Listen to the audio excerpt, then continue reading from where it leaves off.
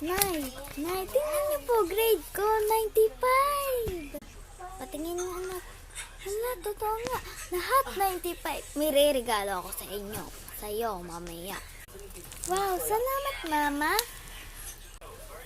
Nay, tingnan niyo po. 98 yung grade ko. Tingnan niyo po, Nay. Tingin nga. Bahala ka dyan. Anong pakialam ko sa'yo? Sisirain ko lang yan.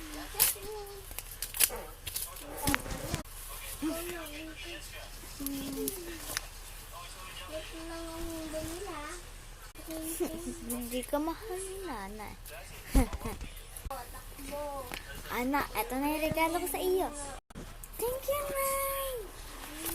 Wow! A new phone. Like for part 2. Bye-bye.